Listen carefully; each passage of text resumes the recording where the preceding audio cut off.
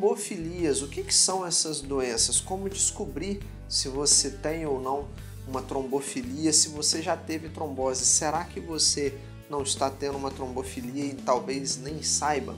Qual é a relação entre as trombofilias com a má circulação, a trombose e a embolia? Vamos falar um pouquinho nesse vídeo então hoje sobre trombofilias. Eu sou o Dr. Antônio Casselli, sou médico especialista em cirurgia vascular e angiologia.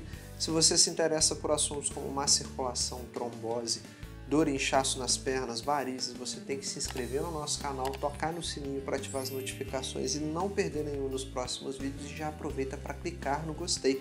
Quando você faz isso, você impulsiona o nosso trabalho de forma que a gente consiga chegar até mais pessoas com informação de qualidade, e dessa forma você nos ajuda até mesmo a salvar vidas contra a má circulação e contra a trombose. Como de costume, na verdade, os nossos vídeos são retirados de dúvidas, de perguntas que vocês deixam nos comentários, e o nosso time selecionou a seguinte pergunta para hoje. E quem tem trombofilia, doutor, pode falar sobre os cuidados para essa pessoa? Então, o nosso assunto de hoje vão ser as trombofilias. Na verdade, trombofilia não é uma doença. É um distúrbio de coagulação sanguínea que aumenta o risco de formação de coágulos, por exemplo, de trombose, de embolia, de AVC e infarto. Na verdade, são várias doenças que, em conjunto, são chamadas de trombofilias. E elas podem ser hereditárias ou adquiridas durante a vida. E elas podem estar relacionadas, por exemplo, a tromboses em diversos locais do corpo, como, por exemplo, trombose no cérebro, no braço, trombose no intestino, nas pernas, ou seja, uma doença que vai atrapalhar a coagulação do sangue, podendo causar complicações pulmonares, cerebrais, cardíacas, enfim, qualquer parte do corpo, já que o sangue circula em todo o nosso organismo. As trombofilias hereditárias é quando a pessoa já nasce com esse problema, e a trombofilia adquirida é quando a pessoa adquire durante a vida, relacionado a vários fatores, como por exemplo câncer, gravidez, doenças autoimunes, anticoncepcionais, tabagismo, obesidade. Tudo isso pode estar relacionado com o desenvolvimento de trombofilias secundárias. A mais comum são as trombofilias hereditárias, que são causadas por mutações genéticas transmitidas pelos pais. Entre as trombofilias hereditárias mais comuns, a gente tem a mutação no fator 5 de Leiden, que é a causa mais comum de trombofilia hereditária, principalmente em pessoas brancas.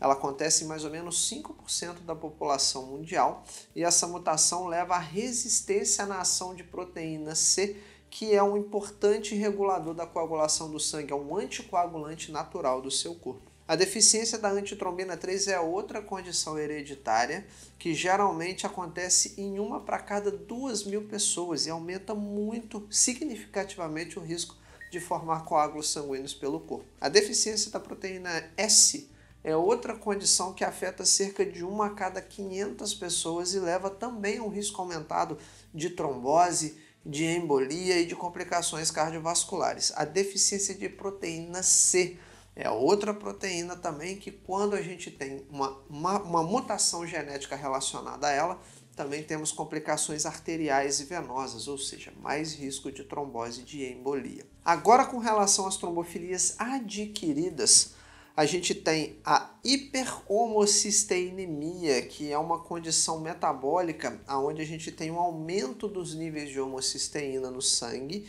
e pode danificar as paredes dos vasos sanguíneos, aumentando o risco de formação de coágulos, de trombose e de embolia. A hiperhomocisteinemia pode ser hereditária, mas também adquirida.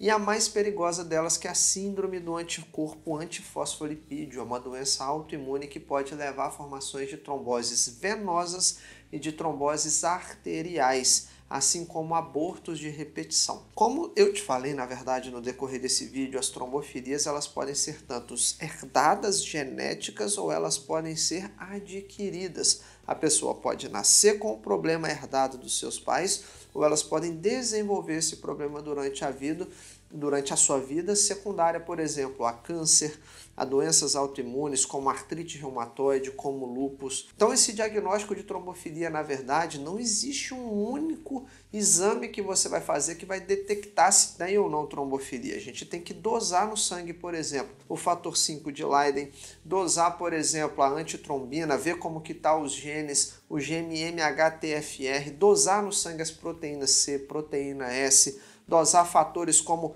fator antilúpico, anti-2-beta-glicoproteína, fator antifosfolipídio, tudo isso são o quê? Uma bateria de exames que nós vamos fazer para identificar se aquela pessoa tem ou não trombofilia. Quando a gente tem o diagnóstico, o tratamento da trombofilia vai depender então do qual tipo, se é fator 5 de Leiden, deficiência de proteína C, proteína S, e da gravidade da doença também. No corpo a gente tem as artérias que levam sangue do seu coração para as suas pernas e as veias que trazem o sangue das pernas de volta para o coração. Então existem trombofilias que afetam mais a circulação arterial, que se beneficiam, por exemplo, de antiagregantes plaquetários, como por exemplo o ácido acetil salicílico, que é a aspirina, o clopidogrel, e existem trombofilias que elas atacam predominantemente as veias, ou seja, elas têm um predomínio venoso. Nestes casos a gente usa os anticoagulantes.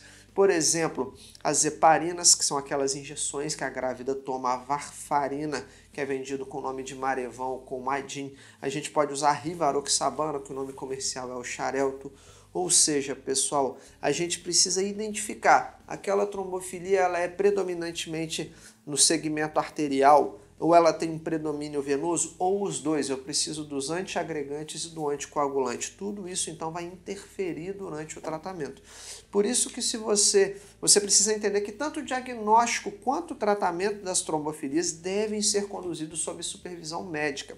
Seja um médico vascular ou um hematologista, porque, como regra geral, o objetivo principal é prevenir a formação de coágulos sanguíneos que podem levar às complicações como AVC, como um infarto, como uma trombose ou uma embolia. Normalmente as trombofilias, elas, principalmente as genéticas herdadas, elas não são curáveis. Então a gente precisa o quê? Além dos remédios, a gente precisa ter atenção com alguns outros fatores de vida. Se a pessoa está fumando, tomando anticoncepcionais, a gente pode ter também como terapias complementares, colocar uma compressão, uma meia compressiva para prevenir trombose naquela pessoa. Às vezes a gente pode usar de outras medidas de vida, como combater o excesso de peso, não fumar, trocar o anticoncepcional por outra medida preventiva para não usar hormônio. Então as mudanças no estilo de vida, ter uma vida saudável, equilibrada, como um peso adequado, níveis adequados de açúcar, de pressão, ser uma pessoa ativa, tudo isso ajuda a diminuir o índice de complicações das trombofilias. Então fazer um diagnóstico de uma trombofilia, até mesmo suspeitar, nem sempre é uma coisa muito fácil. A trombofilia, geralmente, nós vamos suspeitar quando a pessoa já aparece com alguma complicação, por exemplo, abortos de repetição não explicados, uma trombose numa idade muito jovem, ou se a pessoa já sabe que na família tem alguém, porque geralmente ela é uma doença silenciosa e ela acontece principalmente em pessoas mais jovens, na maioria das vezes. Por exemplo, não é para uma pessoa de 20, 30 anos ter uma trombose. Aí a gente, peraí, qual que será que é o problema que essa pessoa está tendo? Aí, nesses casos, a gente costuma investigar a trombofilia. Então, na maioria das vezes, a gente descobre quando o corpo dá algum sinal. Não é rotina a gente rastrear a trombofilia para todas as pessoas, porque, como eu te falei, na verdade, uma série de exames para fazer esse diagnóstico. Então, se a gente tem um histórico familiar, uma gravidez complicada, principalmente por abortos espontâneos, abortos recorrentes, sangramentos vaginais, pré-eclâmpsia, morte fetal, tromboses em idades jovens ou em topografias atípicas. Normalmente a trombose é na perna, a menina de 25 anos teve uma trombose no cérebro. Então tudo isso ajuda o quê? A aumentar o nosso índice de suspeição e a gente pesquisar, procurar uma causa. Então quando a gente está falando de trombofilia, a gente está falando de um amplo espectro de doença com diversas apresentações. Podem acontecer AVC, infarto, aborto, tromboses em locais atípicos. Então, pessoal, a gente vai pesquisar, como por exemplo a deficiência do fator 5 de Leiden, vamos pesquisar como está a proteína C, proteína S, para a gente poder fazer o diagnóstico e a partir daí a gente poder traçar uma estratégia de tratamento que não é só remédio. Envolve mudança no estilo de vida, hábitos saudáveis e várias outras estratégias que a gente pode usar como ferramentas para diminuir o risco daquela pessoa ter uma complicação circulatória como uma trombose, uma embolia ou até mesmo um AVC e um infarto. E em determinados casos, até mesmo vai ser necessário usar terapias medicamentosas, antiagregantes, anticoagulantes. Então essa avaliação normalmente ela é individual e geralmente a suspeição é quando você tem um problema de saúde, principalmente circulatório ou cardiovascular, e a gente não encontra explicação. Aí nesses casos a gente vai rastrear as trombofilias, feito o diagnóstico, traçar uma estratégia de prevenção para aquela pessoa não ter complicações. Se você quer entender como combater a má circulação, ter veias fortes e saudáveis, quer diminuir o seu risco de ter um AVC ou um infarto, te convido para ir na descrição desse vídeo conhecer o nosso trabalho, nosso programa avançado, o SOS Má Circulação e Trombose. Então vai na descrição desse vídeo, conheça o SOS Má Circulação e Trombose, é onde nós vamos te entregar um plano de ação para você colocar em prática e combater a má circulação de verdade, ter veias fortes, saudáveis, reduzir o seu risco de ter um AVC, um infarto, uma trombose ou até mesmo uma embolia. Não esquece de se inscrever no canal, clicar no gostei e de deixar nos comentários para mim o seu nome, de qual cidade você está falando, a sua pergunta. Talvez a sua dúvida vai ser a próxima a ser selecionada pelo nosso time para a gente trazer a resposta aqui em vídeo. Coloca para mim sugestão para os próximos vídeos, o que você quer ver aqui no canal, deixa para mim o seu comentário para eu poder entender o que está passando aí do outro lado da tela, trazer um conteúdo cada vez melhor e mais relevante para você. Te espero no nosso próximo vídeo. Até lá!